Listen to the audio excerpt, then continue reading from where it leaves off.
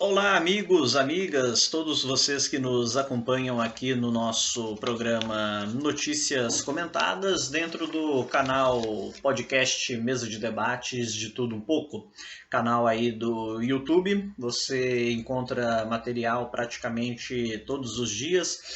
Então, é claro que, embora não um marxista,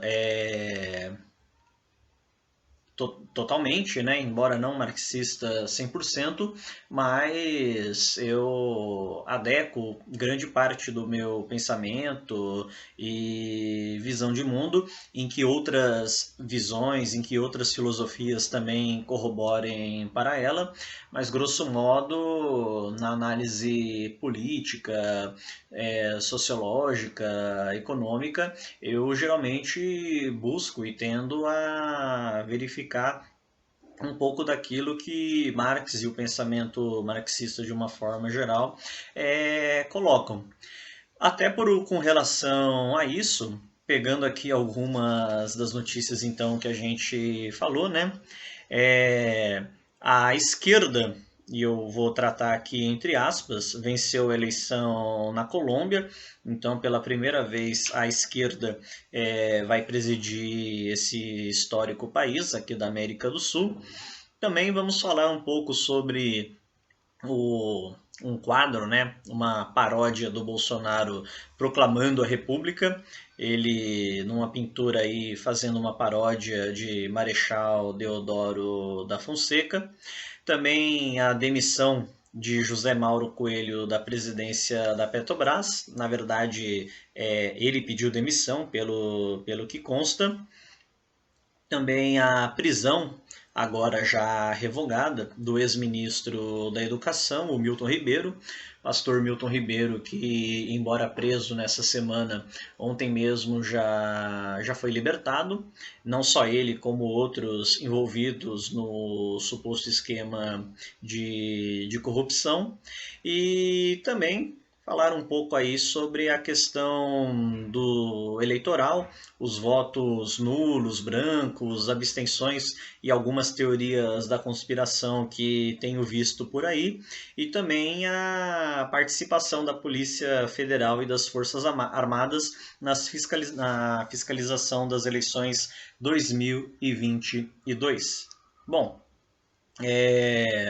um outro assunto aqui também que eu gostaria de tratar, esse tentar deixar mais para o final, a questão da juíza que manipulou a menina vítima de estupro, uma menina de 11 anos vítima de estupro, para tentar fazer com que ela repensasse, desistisse da possibilidade de fazer o aborto, de retirar o feto que ela estava gestando e que evidentemente traria, né, poderia trazer diversos riscos a ela, além de toda a perturbação psicológica, além de todo o trauma que nenhuma criança, que nenhuma menina de 11 anos de idade, que nenhuma mulher, que muito menos uma menina de 11 anos de idade deveria passar. Mas vamos por partes aí. Como eu disse, me baseando no conceito marxista de pensamento, de análise política filosófica, eu não me sinto aqui muito confortável em dar os parabéns para a vitória da chapa apresentada como esquerda, com um discurso de esquerda na Colômbia, da mesma forma como eu não tiro o chapéu e não parabenizo o suposto governo de esquerda de Nicolás Maduro, também o governo na Argentina ou qualquer outro país aqui da América do Sul que é atribuído uma gestão de esquerda. Porque isso vai da nossa crítica, não só à esquerda brasileira e ao lulopetismo, como também em situações semelhantes em outros países, em que a gente vê, na verdade, uma aproximação das políticas liberais, neoliberais, como alguns gostam de chamar, e uma tentativa às vezes de fazer um governo, um misto de keynesianismo, com um misto de liberalismo, mas sempre com um discurso democrático, com um discurso da pluralidade, com um discurso que busque agradar gregos e troianos, para na verdade fazer nada mais, nada menos do que o jogo da direita, do que o jogo daqueles que realmente controlam as regras do próprio jogo, que é basicamente a burguesia, né, e de cada país, seja ela a burguesia imperialista ou a burguesia nacional, como já discutimos várias vezes aqui no canal com nossos entrevistados. Quer dizer, não existe uma burguesia do bem, né? Na ótica marxista, a burguesia ela é o que é justamente pela dominação, pelo papel de dominação que ela exerce sobre o proletariado. Então fica aí o nosso questionamento quando falamos sobre o programa de governo de Lula-Alckmin nessa eleição de 2022 e, claro, aquilo que será também apresentado pelos atuais candidatos vitoriosos na eleição colombiana. Então, eu acho que antes de parabenizar e antes de achar que a revolução será feita nesse ou naquele país, evidentemente é necessário pensar qual será a política adotada, quais grupos serão ouvidos, quais grupos serão privilegiados e como de fato a situação funcionou lá. Até para não repetirmos exemplos como foi o do Brasil, entre outros, que apesar das conquistas que sabemos que vira e mexe existem, apesar do relativo compromisso com uma agenda de democracia e direitos humanos, infelizmente não é sempre que isso ocorre. Não foi assim em vários governos ditos de esquerda, mas com uma agenda liberal, com um cara progressista, mas que manteve os conservadores no poder e procurou dialogar com eles, inclusive trazer grande parte deles para suas bases, para os seus governos, e na verdade a gente acabou, afinal de contas, vendo o que foi que deu. A mesma coisa, se não tomarem o devido cuidado, pode acabar também acontecendo na Colômbia, assim como não é diferente na Argentina, na Venezuela, entre outros países por aí afora. Por essas e outras eu fico vendo, por exemplo, ele que não é nenhum marxista, mas eu particularmente gosto aí da pessoa dele, né? Simpatizo com ele, mas foi lamentável o ex-senador Eduardo Suplicy, do Partido dos Trabalhadores, durante evento do próprio PT, em que eles divulgaram, anunciaram qual vai ser o programa político partidário da chapa Lula-Alckmin para as eleições de 2022, ele precisou entrar, se levantar. Foi até interessante, porque fazia tempo que eu não via o Mercadante, atualmente presidente da Fundação Perseu Abramo, uma figura que já foi destaque aí no partido, ex-senador também, candidato a governador em duas eleições pelo Partido dos Trabalhadores, e hoje uma figura relativamente apagada, mas que estava ali presente como presidente da fundação que o é, e inclusive, apesar do Eduardo Suplicy dizer que está fechado com a campanha de Lula e que espera que eles retomem uma agenda de crescimento, uma agenda de, entre aspas, salvação do Brasil, é claro que temos também outros problemas aí com que lidar, e um deles, acho que o próprio Suplicy acabou enfrentando,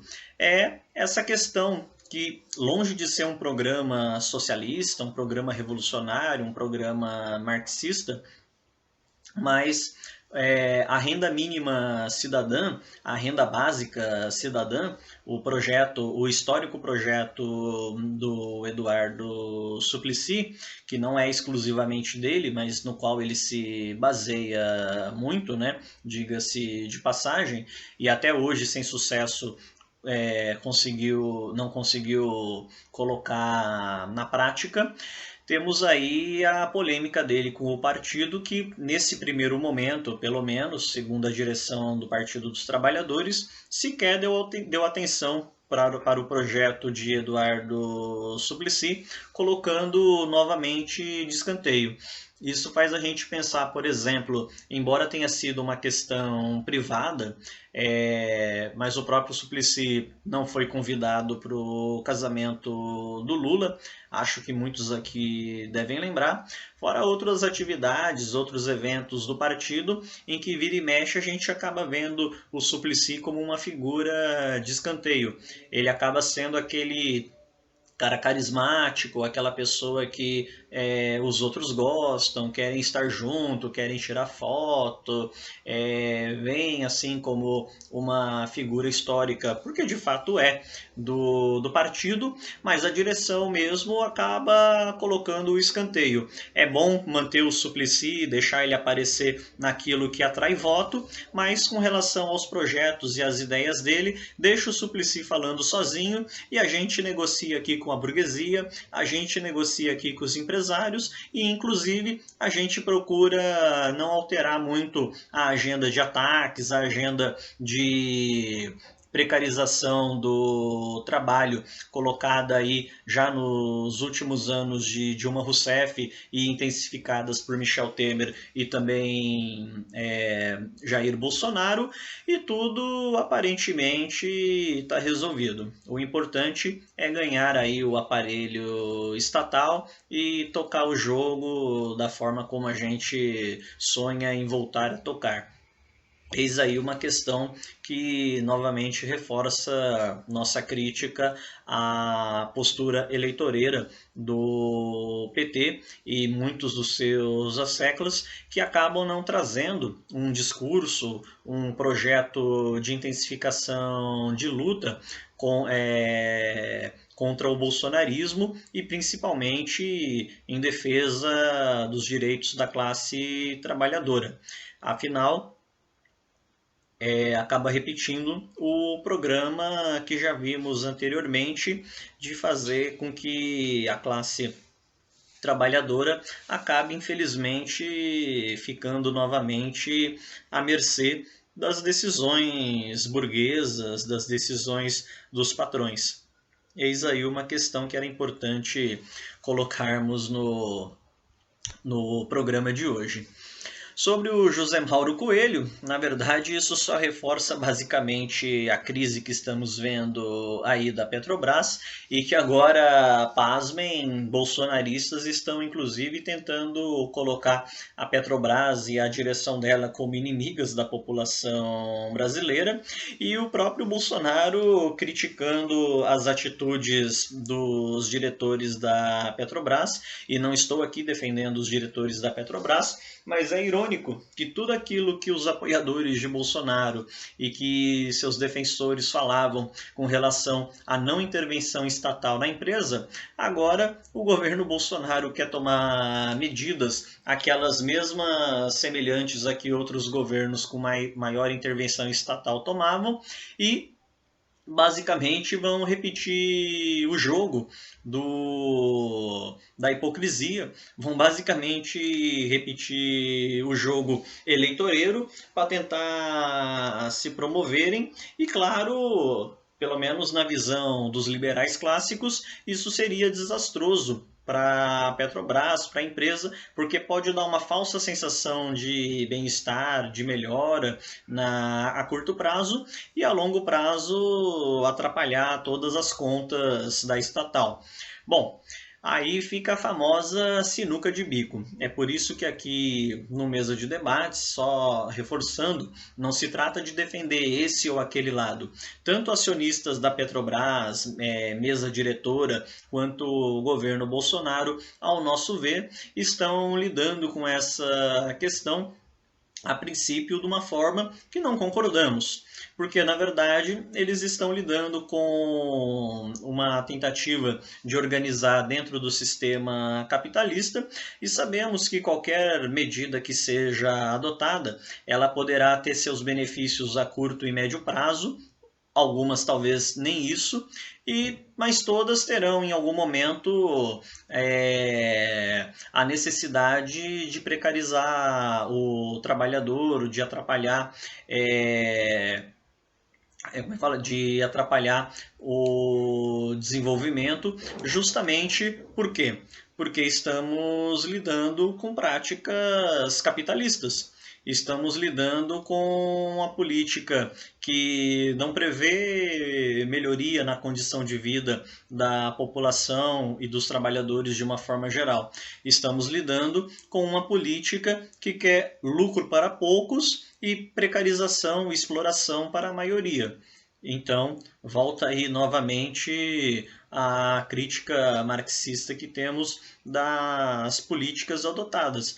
E quando falamos aqui do Bolsonaro, a gente pode colocar aí todos os políticos do chamado da chamada terceira via ou mesmo a segunda via petista, representada por Lula, com uma política que vai buscar agir de forma, entre aspas, keynesiana com a Petrobras, mas favorecendo a lucratividade a uma minoria e que pode também, a longo prazo, não ser totalmente benéfico. Mas aí cabe exatamente o debate de toda a questão que queremos aqui tratar. Bom, falamos aí várias coisas, né? Com relação ao quadro, bom, eu já falei aquela história lá do quadro aqui anteriormente. Na verdade, algo ridículo. Baseia-se no numa réplica que fizeram de Jair Bolsonaro, como se ele estivesse assim no papel de Marechal Deodoro da Fonseca proclamando a República, uma imagem tosca, uma imagem que, aliás, é curioso, porque vocês sabem que a proclamação da República basicamente foi um golpe, né? O chamado golpe republicano.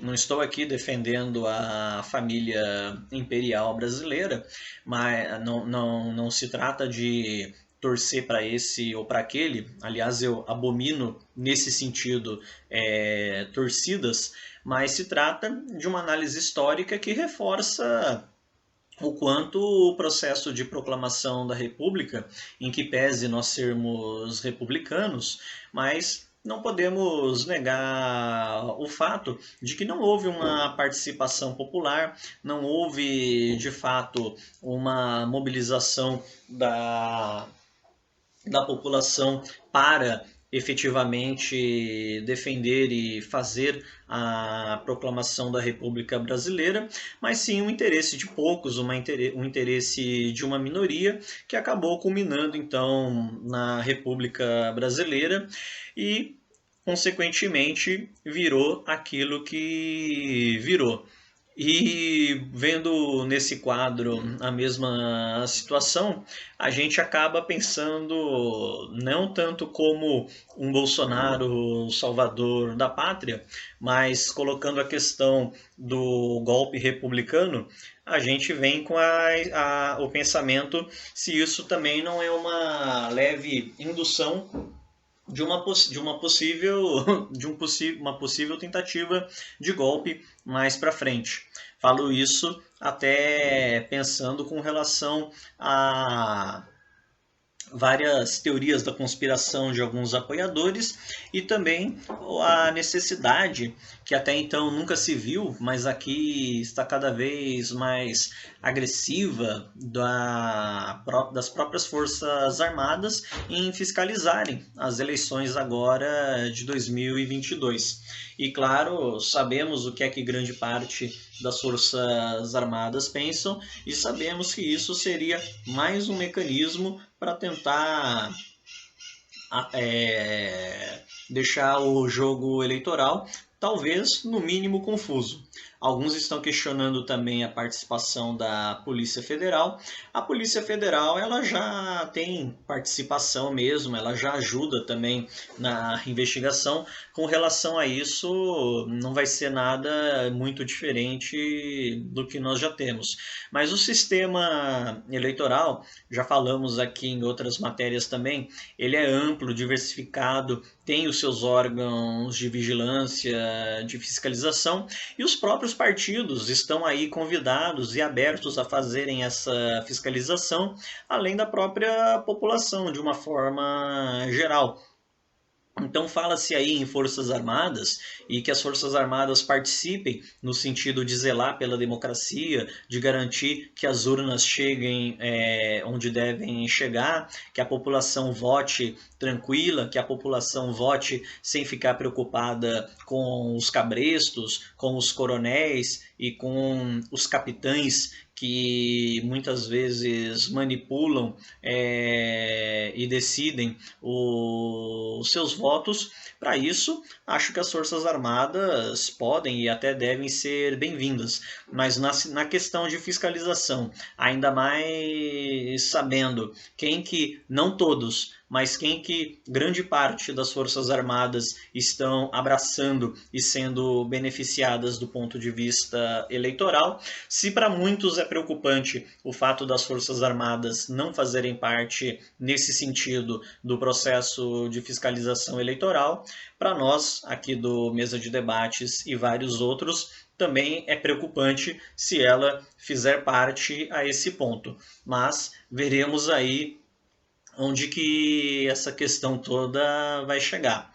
Ainda sobre a questão eleitoral, estava vendo esses dias aí recentemente, até tô aqui no celular alguns, vamos chamar aí de lunáticos do Twitter, questionando o fato de muitas eleições nos últimos tempos ter tido as chamadas abstenções. Muitas abstenções, muitas pessoas que sequer foram votar, e inclusive pegando aqui a questão da eleição de 2018, que tivemos mais de 30 milhões de abstenções, ou seja, 30 milhões de pessoas que nem sequer se dignaram a ir às urnas para votar nesse ou naquele candidato.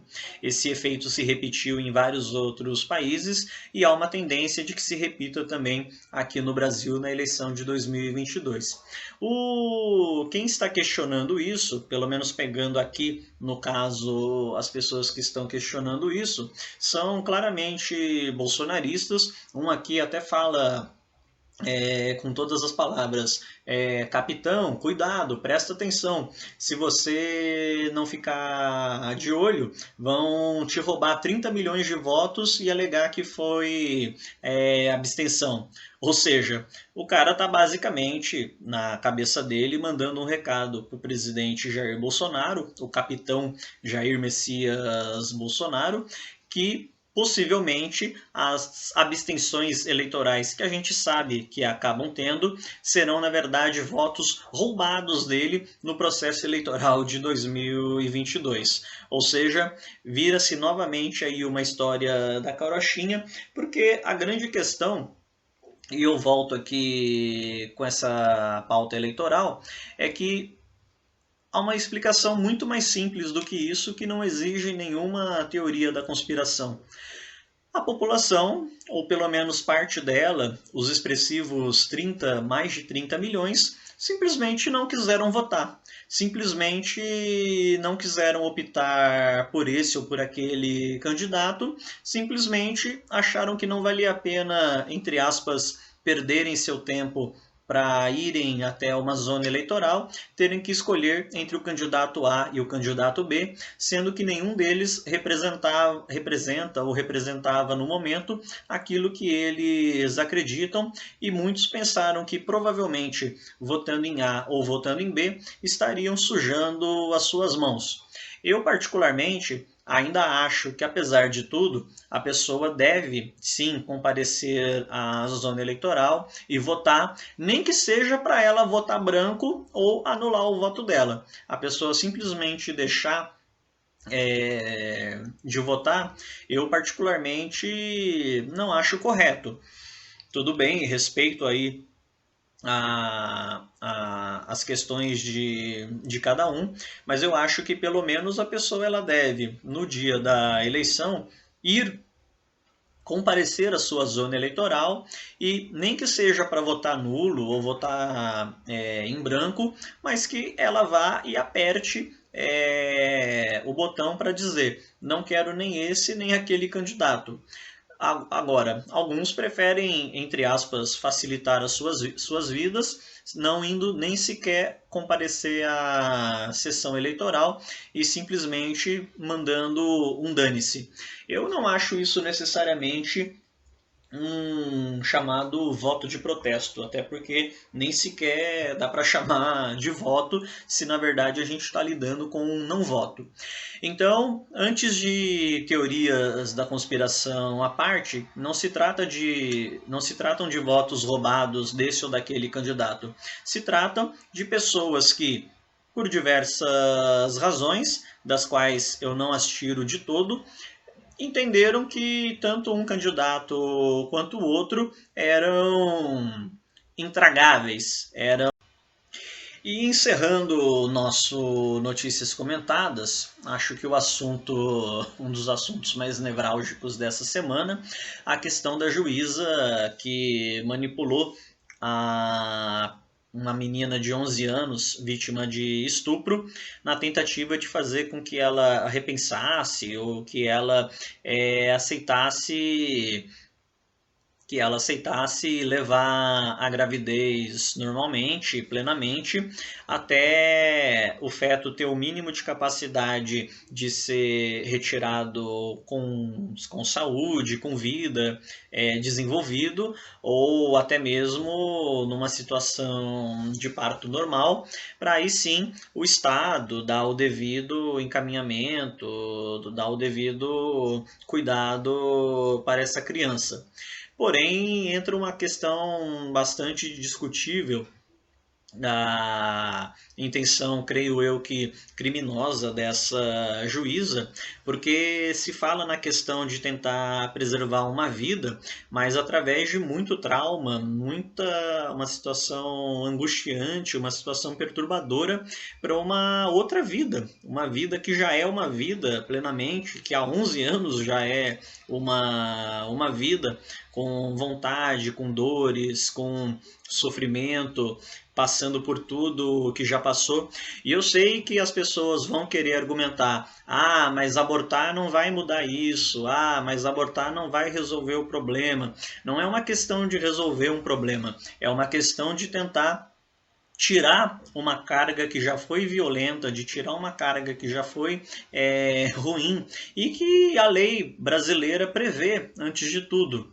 Já começa por esse simples fator. Não é nenhum crime isso. Aliás, eu até sei lá, vi as questões colocadas pelo hospital, as questões apresentadas pela clínica, mas eu acho que não tem discussão. Isso aí não tinha nem que ter passado por uma autorização judicial. Chegou a menina de 11 anos, vítima de estupro, grávida, mas isso aí não tinha nem que ser questionável, tinha que ser encaminhado diretamente para ser realizado um aborto. Não tinha nem que uma juíza, um juiz, um padre ou quem quer que seja questionar nada com relação a isso, porque a gente está falando de uma vida traumatizada, de uma vida estuprada, de uma vida vilipendiada, que foi a dessa pobre criança.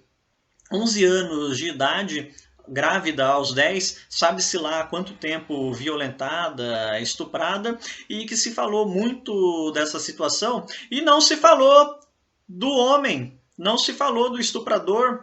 Cadê ele? Eu me pergunto, eu admito que eu não tenho visto muito os jornais por aí de uma forma geral, mas eu não vi, cadê? Tá preso? Tá morto? Tá atropelado? Tá na praia? Tá jogando um futebol? Cadê ele? Não vai pagar pelo que fez? A gente vai ter que suportar as políticas machistas, as políticas da ultradireita, as políticas do fascismo e dessa tirania do comportamento?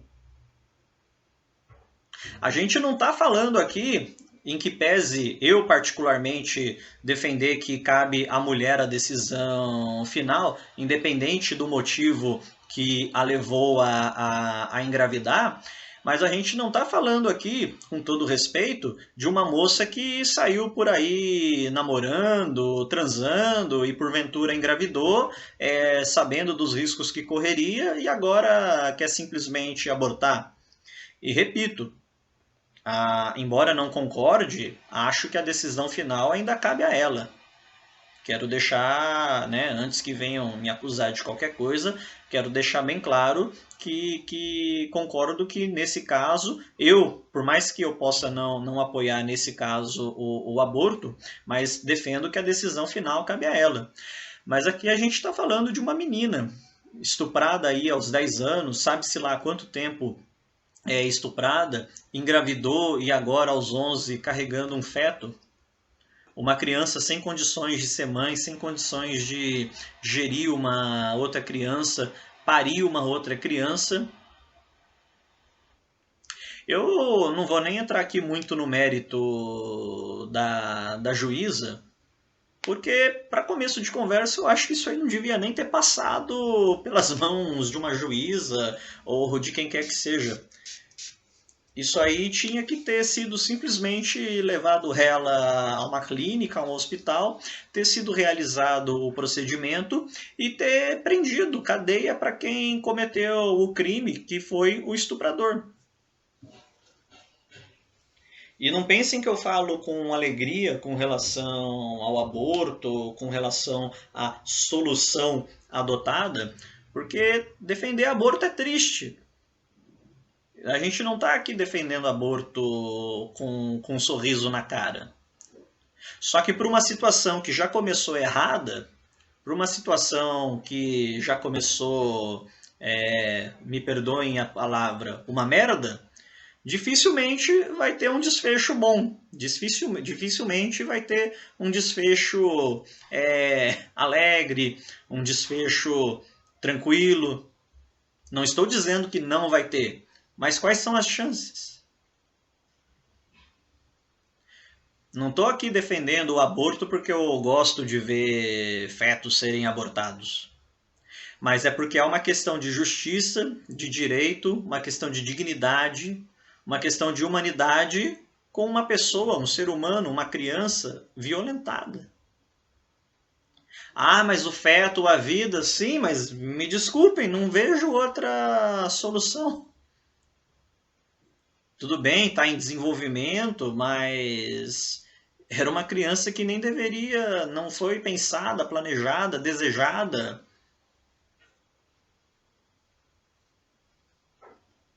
Eu sei que muita gente tá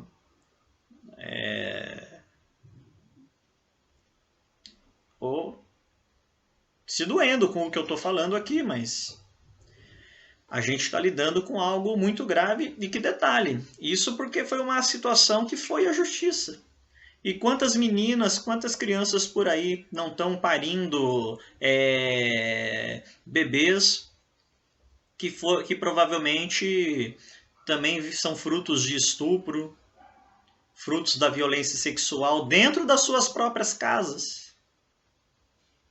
E que o presidente Jair Messias Bolsonaro vem a público novamente para fazer as suas defesas, para tentar, junto com a sua elite, entre aspas, do pensamento, retroceder as questões relacionadas a aborto, as questões relacionadas a direitos da mulher, porque eles insistem em adotar uma agenda que, segundo eles, é a agenda do conservador, é a agenda das pessoas que defendem os princípios cristãos.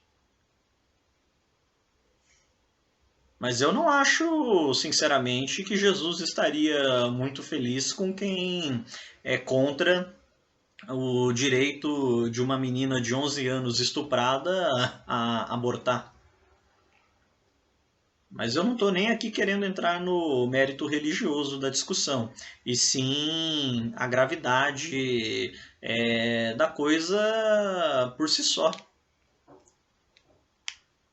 Porque religião à parte, foi uma violência com uma menina. Ah, mas violência não se resolve com violência.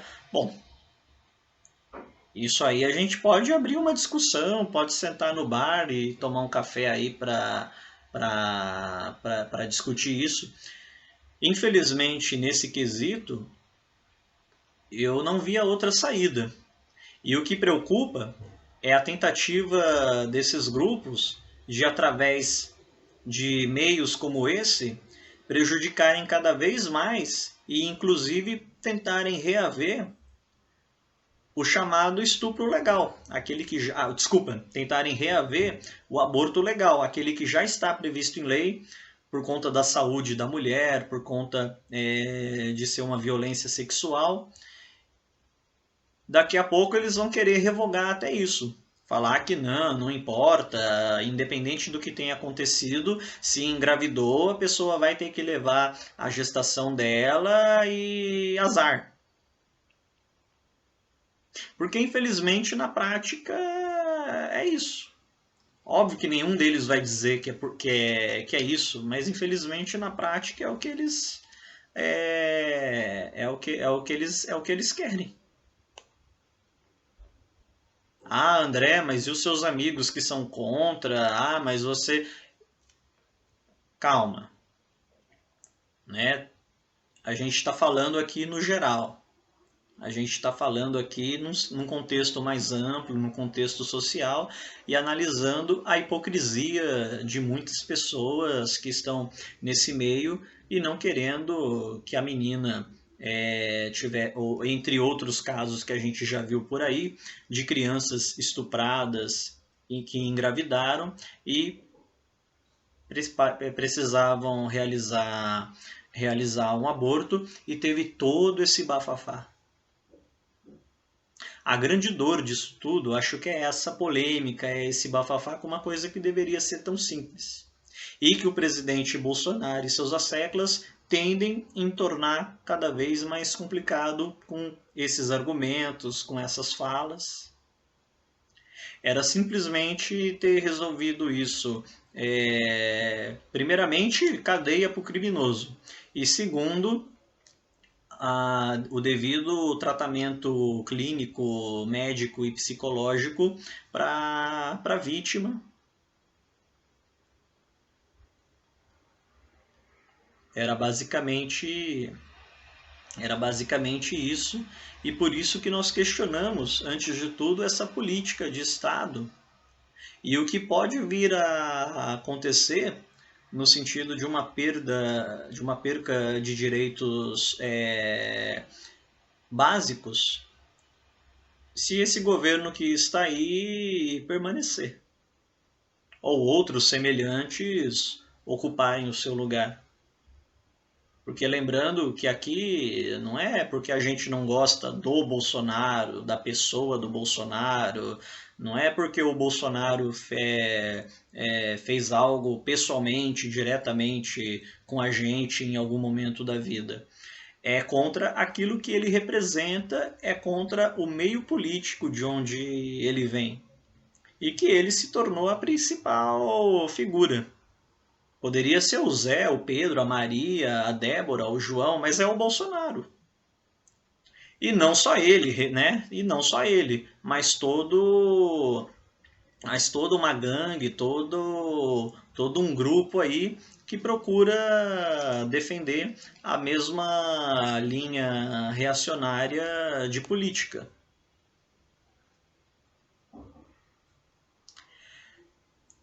Desejo uma ótima sexta-feira para todos. Notícias comentadas, como não pode deixar de ser aqui do podcast Mesa de Debates, um tanto quanto tenso, né? Um tanto quanto complicado, mas vocês precisam entender que são assuntos que não são fáceis e que é difícil não mexer com o brilho da gente, né? De qualquer forma, agradeço aí a participação de vocês. Compartilhem, comentem, né? Ninguém aqui é obrigado a concordar comigo, mas estamos aqui abertos sempre a reflexão e a tudo isso que estamos questionando aqui nessa semana. Um abraço e tchau!